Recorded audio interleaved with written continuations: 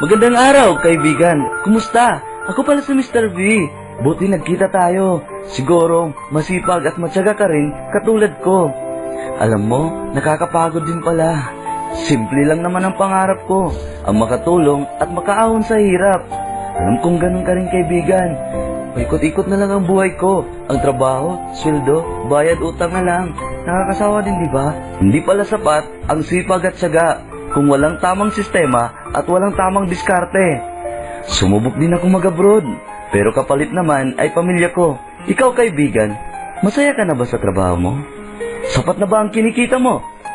Okay na ba sa'yo ang mag-work ka ng 8 to 10 hours a day? May naiipon ka ba sa pagtanda mo? Bakit di natin subukan maiba naman? Ika nga nila, for you to change, you have to change. Bakit di natin subukan mag-business? Kasi, ganun din naman. Pag nagtatrabaho tayo, ang pinaglalaan natin ng oras ay business ng boss natin. Kaya bakit di natin bigyan ng oras ang sarili nating business? Magkakaroon pa tayo ng extra income. Pwede pang maabot ang mga pangarap natin. At kahit nagbabakasyon ka o natutulog, ay kumikita ka pa rin. Ang ganda, di ba? Huwag mong isipin na mahirap ito. Narito ang simpleng paraan para makapagsimula ka ng isang magandang business. Una, dapat ang business mo ay kailangan ng tao. Para di ka mahirapan, i-endorso ito. Ano nga ba ang kailangan ng tao? Number 1 ay pagkain. Kaya hanggang ngayon, andyan si Jollibee at si McDonald. Kailangan din ng tao ang pabahay para may matutuluyan sila. Kaya andyan ang naglalaki ang mga real estate project. At ang damit para sa kasuotan araw-araw. Ito ang kailangan ng tao na dapat nating tingnan pag tayo ay magninegosyo. Ngunit kaibigan, paano kung sapat lang ang kinikita mo? Paano kang makapagsimulang magnegosyo? Madali lang, kaibigan. Ito ay sa pamamagitan ng simpleng paggamit mo ng load. Di ba araw-araw tayong gumagamit nito? At halos lahat ng tao ay naglo-load dahil bahagi na ito ng araw-araw nating pamumuhay. Naglo-load tayo sa cellphone, sa landline, sa satellite cable, sa internet, at marami pang iba. Pero kaibigan, kumikita ka ba dito? Nakakaiwas ka bang hindi gumamit nito? Malamang makaiwas ka, pero di mo ito matitiis dahil bibili ka pa rin ng load. Kaya bakit di natin lagyan ng sistema para kumita tayo katulad nila?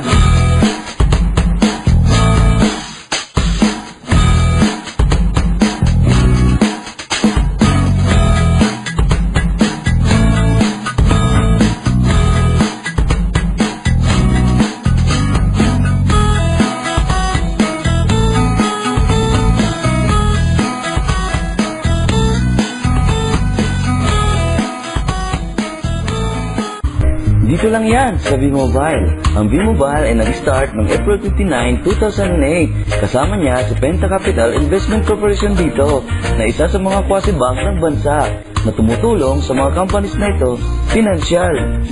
Ang tindi talaga ni Penta Capital, ano? Ngunit ano nga bang pinagkaiba ng V-Mobile sa nakagawa nating paglulod sa labas?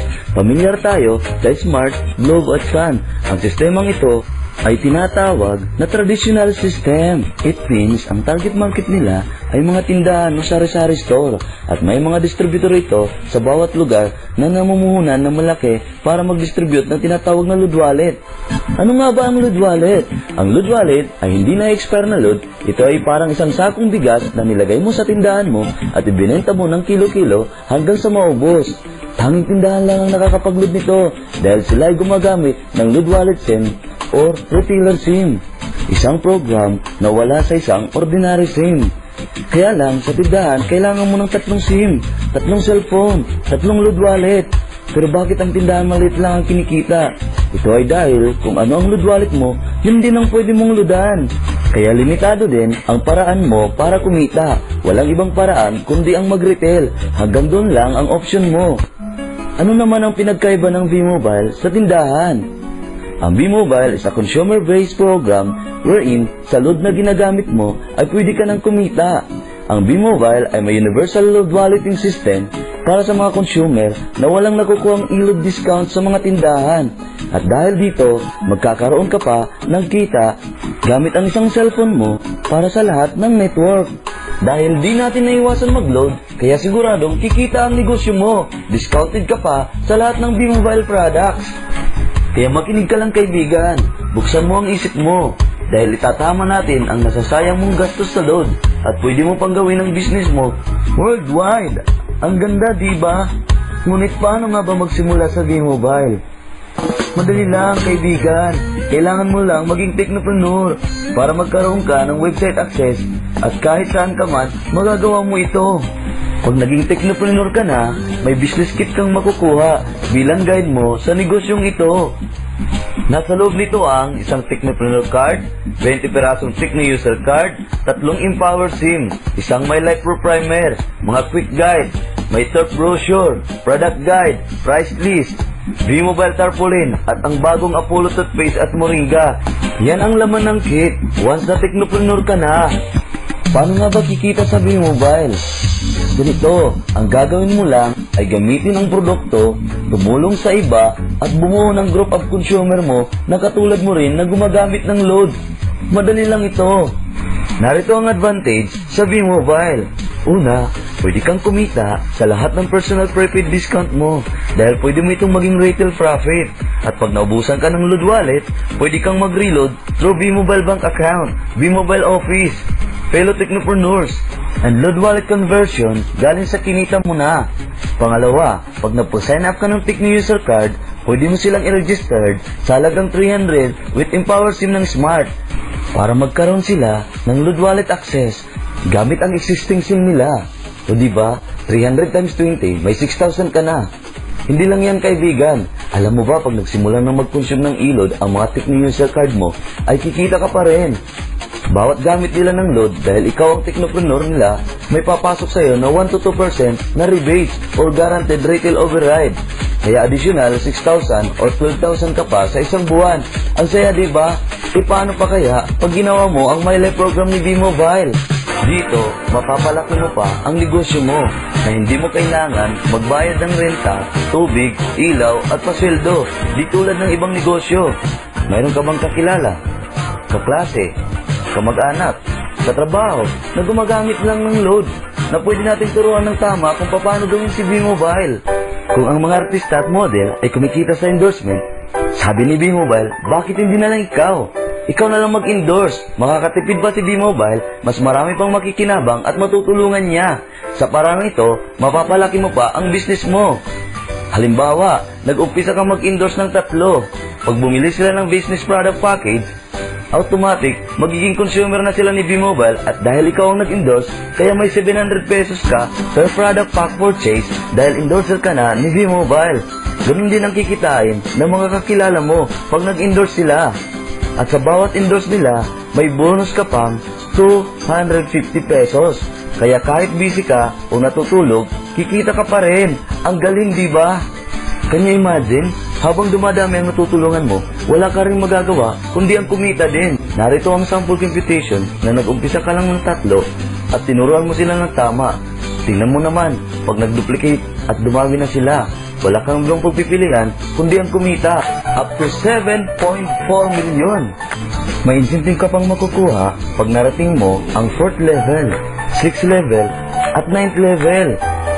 Alam mo, kaibigan, naka-dynamic compression pa ito para siguradong kikita ang bawat isang qualified bigyan. Gagamit ka lang ng produkto, qualified ka na. May kita ka pang product patronage reward sa bawat produktong nabibili. Sa power of 3 pa lang yan. Ano pa kaya kung tig-5 ang ginawa mo? Hindi lang yan, kaibigan. Pag masipag ka, may leadership bonus ka pang makukuha. Kailangan mo lang maabot ang target na ito. Kaya madadagdagan na naman ang bonus mo, depende sa rank na naabot mo. Sa V-Mobile My Life program, hindi lang ang nauna sa'yo ang kikita. Dahil pag naging ambassador ka, sarili mo na ang subscription sales bonus ng grupo mo. Ito ang set limit ni V-Mobile para everybody happy. Kaibigan, iba pag V-Mobile ka. May sistema ka na, may kita ka pa. At para kumita ka sa V-Mobile, hindi mo kailangan mag-umpisa ng malaking kapital. Dahil lahat ng ito ay magagawa mo sa halagang 5,000 pesos lang. Sulit, di ba? Kaibigan, anong nagagawa ng 5,000 pesos sa labas? Pambili ng sapatos, cellphone, relo, pang gimmick. Pero tika, may kinita ka ba dito? Mula nang umuso ang load, ilang cellphone na kaya ang nabili mo? Titigil ka ba sa paglo-load? Kahit magtayo ka ng tindahan, kaibigan, kukulangin pa rin ang 5,000 pesos mo. Kahit sa pag-apply na pa lang ng trabaho, ginagastos natin ito. Kaya pareho lang, may puhunan ang negosyo at trabaho. At ito pa, alam mo bang mayroon 365 days sa loob ng isang taon at pag dinivide mo ang 5,000 pesos dito, ay nagkakalaga lang ito ng 14 pesos a day na gastos mo. Ikaw ba ay gumagastos ng 14 pesos a day? Sa load mo nga lang na 30 pesos a day. In 200 days, 6,000 pesos na ang gastos mo sa load. Naiwasan mo ba ito? Di ba hindi? Kaya kaibigan, bakit mo papahirapan ang sarili mo kung mayroon namang paraan para ikaw ay umasenso? Kaya kaibigan, ano pang hinihintay mo? Mag B-Mobile business ka na. Dahil sa B-Mobile, pera mong nawawaldas, dito ay walang takas. Join na!